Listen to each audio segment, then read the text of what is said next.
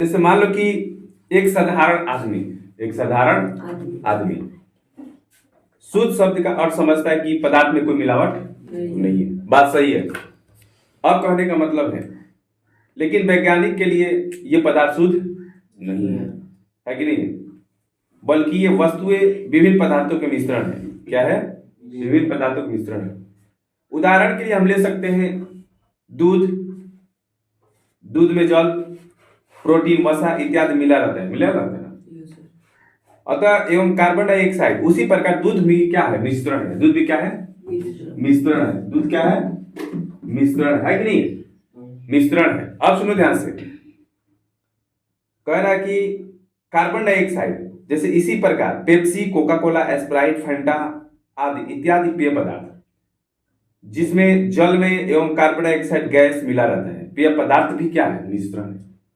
पेय पदार्थ भी क्या है? मिश्रण है। अब कह रहा है कि वैज्ञानिक किसी पदार्थ को शुद्ध तब कहता है जब उस पदार्थ में उपस्थित सभी कण समान रासायनिक हो। क्या हो? समान रासायनिक हो। मतलब विज्ञान जो है, विज्ञान वो क्या कहता है? कब शुद्ध कहता है? शुद्ध जब कहता है जब उसको मालूम चलता है कि हाँ, इस पदार्थ में कोई अन्य पदार्थ किसी पदार्थ से ज्यादा मात्रा में नहीं है। समझ रहे बात को? तो इस बात को तुमको समझना बेहद जरूरी है। अब जैसे मान लीजिए कि प्रकृति के हो, इस प्रकार हम निष्कर्ष निकालते हैं कि हमारे चारों ओर उपस्थित सभी पदार्थ शुद्ध नहीं है। हमारे जितने भी चारों ओर जो पदार्थ है उपस्थित, वो क्या है? शुद्ध नहीं है। अब कह रहा है तो निश्चित रूप से वह अशुद्ध होगा। इस प्रकार हम कह सकते हैं कि शुद्ध पदार्थ जो द्रव है, वो पदार्थ दो प्रकार के होते हैं। कौन पदार्थ? कितने प्रकार के होते हैं? दो प्रकार के। द्रव्य पदार्थ जो होते हैं दो प्रकार के होते हैं। एक होता है शुद्ध पदार्थ और एक होता है अशुद्ध पदार्थ। ठीक है। तो शुद्ध पदार्थ को हम लोग इंग्लिश में क्या कहते हैं? शुद्ध पदार्थ को हम लोग इंग्लिश में कहते हैं प्योर सब्सटेंस। क्या कहते हैं? प्योर सब्सटेंस कहते हैं। ठीक है। अब देखो, अब हम लोग इसका थोड़ा सा डिफिनीशन जानेंगे। Definition pure substance. Pure substance. अब सुन ध्यान से, शुद्ध पदार्थ क्या कहेंगे? शुद्ध पदार्थ। अब सुनिए ध्यान से, जिसको इंग्लिश में क्या कहते हैं? Pure substance. अब सुनिए आप लोग, इसको हम लोग क्या करेंगे? परिभाषित करेंगे। यानी इसका हम लोग क्या करेंगे? डिफिनीशन जानेंगे कि भाई आखिर में शुद्ध पदार्थ किसे कहते हैं? शुद्ध पदार्थ किसे कहते हैं? अब सुनो, शुद्ध पदार्थ वह पदार्थ है जो एक ही प्रकार के कणों से मिलकर बना होता है। शुद्ध पदार्थ किसे कहेंगे? उसे कहेंगे जो पदार्थ एक ही प्रकार के कणों से मिलकर बना होता है। समझ में आ रहा है ना? तो द्रव्य पदार्थ कितने प्रकार के होते हैं? पदार्थ कितने प्रकार के होते हैं द्रव्य पदार्थ में? दो प्रकार के। कौन कौन? एक शुद्ध पदार्थ और एक अशुद्ध पदार्थ। ठीक है। तो जैसे में तो शुद्ध पदार्थ किसे कहेंगे? एक बार और रिवीजन करते हैं। शुद्ध पदार्थ वह पदार्थ है जो एक ही प्रकार के कणों से मिलकर बना होता है, उसे हम लोग शुद्ध पदार्थ कहते हैं। जैसे में हाइड्रोजन लेते हैं। क्या लेते हैं? हाइड्रोजन, ऑक्सीजन, कार्बन, सल्फर, लोहा, पारा, जल और भी सारे ऐसे पदार्थ हैं जो शुद्ध के रूप में आते हैं। ठीक है। तो ये भी समझ में आ गया आप लोगों को। अब चलते हैं इसी प्रकार आगे। एक ही प्रकार के कणों का तात्पर्य है कि वह एक ही प्रकार के परमाणु अथवा अणुओं का बना होता है। जैसे हम आपको बताते हैं, हम आपसे क्या बोले कि हाइड्रोजन, ऑक्सीजन, कार्बन, सल्फर, लोहा, पारा, ये सब जो है एक ही प्रकार के अणुओं एवं परमाणुओं से इसका निर्माण हुआ है। इसमें किसी अदर चीज का मेल नहीं है, इसमें अदर चीज का मिक्सचर नहीं है, जिसके वजह से हम लोग इसको शुद्ध पदार्थ कहेंगे। क्या? शुद्ध पदार्थ। शुद्ध पदार्थ क्या कहेंगे? शुद्ध पदार्थ। तो वैसा पदार्थ जो एक ही प्रकार के कणों से मिलकर बना होता है, उसे हम लोग शुद्ध पदार्थ कहते हैं। शुद्ध पदार्थ को इंग्लिश में क्या कहते हैं? Pure substance. Pure substance. चलिए हम लोग आगे बढ़ते हैं। अब कह रहा है, क्या कह रहा है? सुनिए, कह रहा है कि शुद्ध पदार्थ तत्व है यदि एक ही प्रकार के अणुओं से बना है तो वह शुद्ध पदार्थ यौगिक है। क्या है? शुद्ध पदार्थ यौगिक है। फॉर एग्जाम्पल हम लोग ले लेते हैं, जैसे में मान लीजिए, अतः सभी तत्व एवं यौगिक शुद्ध पदार्थ। दूसरे शब्दों में हम कह सकते हैं कि शुद्ध पदार्थ वह है जो एक ही प्रकार के परमाणुओं या अणुओं से बना होता है। जिसे हम लोग अशुद्ध पदार्थ शुद्ध पदार्थ कहेंगे। ठीक है, तो शुद्ध पदार्थ का सामान्य इस प्रकार भी हम लोग कह सकते हैं और उस प्रकार भी बोल सकते हैं। तो दो भाषाओं में आप लोग को शुद्ध पदार्थ का मैंने डिफिनीशन बताया और उसको याद करना आप लोगों को बेहद जरूरी है। ठीक है, अब जैसे मान लेते हैं, चलते हैं कि शुद्ध पदार्थ को किसी भौतिक प्रक्रम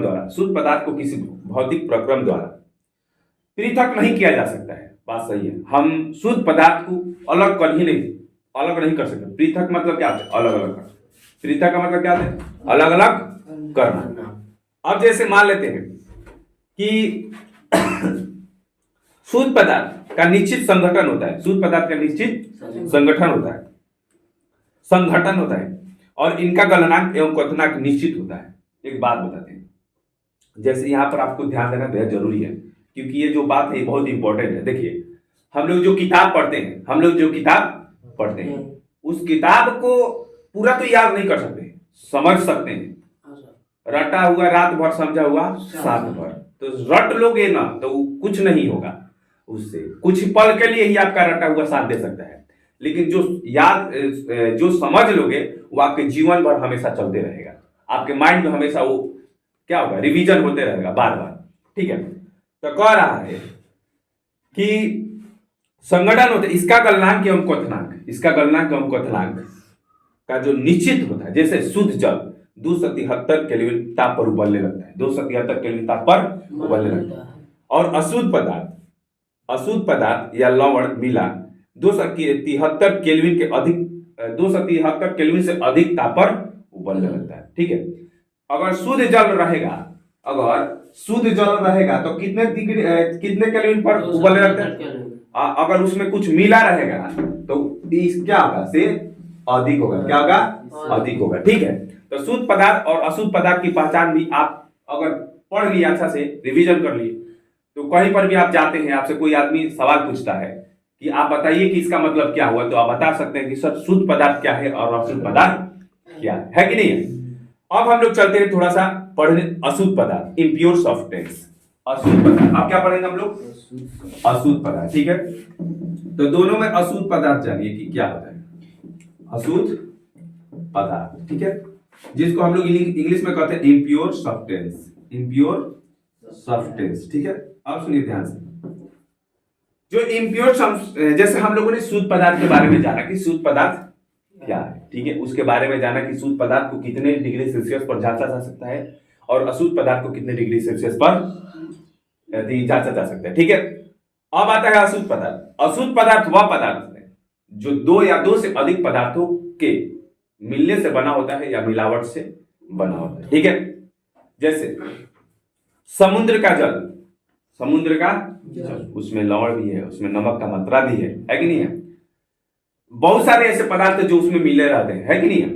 और है कि नल का जल, खनिज मिट्टी, जो हम लोग नल का जल पीते हैं, ऐसा बात थोड़ी वो शुद्ध है, नहीं हो सकता है। शुद्ध हो सकता है। हम लोग देखते हैं कि हम लोग के घरों में जो होता है कि आरओ विभिन्न प्रकार के ऐसे प्यूरिफाई करने वाला मशीन लगा रहता है, जल को लगा रहता है कि नहीं। तो हम लोग डायरेक्ट जो जल नल से निकाल रहे हैं वो शुद्ध क्या है? शुद्ध नहीं है, वो अशुद्ध है। खनिज मिट्टी, जो हमारा मिट्टी है, इसमें भी विभिन्न प्रकार के पदार्थ मिले हुए हैं। ठीक है, उसके बाद से दूध, लवण का विलयन, चीनी का विलयन, वायु, ईंट, लकड़ी, पेय पदार्थ, गुड़, चाय, कॉफी, बहुत प्रकार के ऐसे पदार्थ है जो अशुद्ध है। क्या है?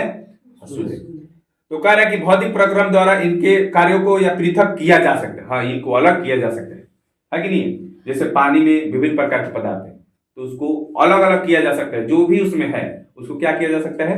अलग अलग किया जा सकता है। इसलिए अशुद्ध पदार्थ को भौतिक प्रक्रम द्वारा अलग किया जा सकता है। अशुद्ध पदार्थ का निश्चित संगठन नहीं होता है और इसका गलनांक एवं क्वथनांक भी निश्चित नहीं होता है।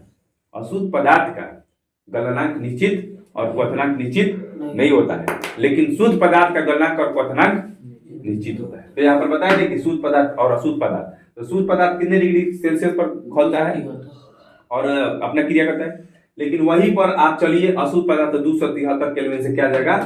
अधिक जाएगा कि नहीं जाएगा। अब हम लोग चलते हैं मिश्रण क्या है। मिश्रण क्या है? What is mixture. अब सुनिए ध्यान से, मिक्सचर क्या है? मिक्सचर, जिसको हम लोग इंग्लिश में मिक्सचर कहते हैं और हिंदी में मिक्सचर कहते हैं। सॉरी मिश्रण कहते हैं। अब सुनिए ध्यान से, जिन पदार्थों में विवेक इधर देखो, जिन पदार्थों में दो या दो से अधिक तत्व या यौगिक किसी अनुपात में हो, उससे हम लोग क्या कहते हैं? मिश्रण कहते हैं। क्या कहेंगे? मिश्रण कहेंगे। क्या कहते हैं? मिश्रण कहते हैं। अब सुनिए ध्यान से, मिश्रण में एक से अधिक पदार्थों की अनुपात मिली होती है। जैसे हवा एक मिश्रण है, हवा एक मिश्रण है।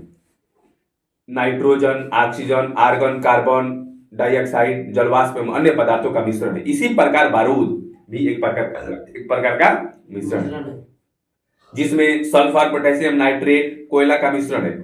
इसी प्रकार मिट्टी, दूध, समुद्र का जल, पेय पदार्थ, कोयला, ईंट, लकड़ी, विभिन्न प्रकार के ऐसे जो है इनके घोल, जो सोडियम का घोल, रक्त, स्याही इत्यादि सब क्या है? मिश्रण। क्या है? मिश्रण। तो इसको सबको आप लोग को बेहद तरीका से ध्यान से याद करना बेहद जरूरी है कि नहीं? अब जैसे मान लीजिए आपको बताने जा रहे हैं जो बात को आप लोग ध्यान से सुनिएगा। जैसे कह रहा कि मिश्रण ठोस एवं गैस को हो सकता है। मिश्रण ठोस, द्रव या गैस, तीनों में कोई अवस्था हो सकता है कि नहीं? या तीनों हो सकता है। अब कह रहा कि कहलाते हैं, उदाहरण के लिए चीनी के घोल को ले सकते हैं, चीनी हम जल के मिश्रण को ले सकते हैं, है कि नहीं? अवयव को भौतिक प्रक्रम द्वारा पृथक किया जा सकता है। इसमें जो हम लोग मिश्रण का भी क्रिया है, जिसमें भौतिक प्रक्रम द्वारा हम किसी मशीन द्वारा या किसी के द्वारा इसको क्या कर सकते हैं? इसमें से जो पदार्थ मिले हैं इसको हम अलग अलग कर सकते हैं। कर सकते हैं, नहीं कर सकते? तो आपको यहां पर ध्यान देना जरूरी है। मिश्रण का संगठन, मिश्रण का बनना एक भौतिक परिवर्तन है। मिश्रण का संगठन निश्चित नहीं होता है, जिसके कारण मिश्रण का कोई निश्चित सूत्र नहीं होता है कि नहीं है? अब चलते हम लोग मिश्रण के प्रकार। मिश्रण के प्रकार, तो मिश्रण के प्रकार कितने होते हैं? मिश्रण के प्रकार दो लिखवाए थे। एक होता है समांगी मिश्रण और एक होता है विषमांगी मिश्रण। एक होता है समांगी मिश्रण और एक होता है विषमांगी मिश्रण। ठीक है, अब सुनिए, तो मिश्रण के प्रकृति के अनुसार दो प्रकार के होते हैं। मिश्रण प्रकृति के अनुसार कितने प्रकार के होते हैं? दो प्रकार के। कौन कौन होते हैं? एक समांगी मिश्रण और एक विषम। समांगी मिश्रण को इंग्लिश में होमोजीनियस मिक्सचर्स कहते हैं। समांगी मिश्रण को इंग्लिश में होमोजीनियस मिक्सचर कहते हैं। अब हम लोग पढ़ेंगे समांगी मिश्रण के बारे में। ठीक है, तो समांगी मिश्रण के बारे में पढ़ेंगे। ठीक है, अब चलिए ध्यान से पढ़िए। समांगी मिश्रण किसे कहते हैं? समांगी का सामान्य अर्थ है कि सर्वत्र एक समान। सर्वत्र मतलब हर जगह और सभी में।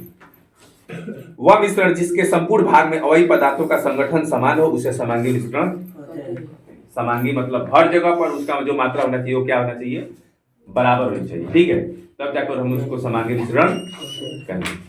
अब जैसे मान लीजिए समांगी मिश्रण का बनावट समान होती है, उसमें उपस्थित अवयव के कणों को नहीं देखा जा सकता है। क्या किया जा सकता है?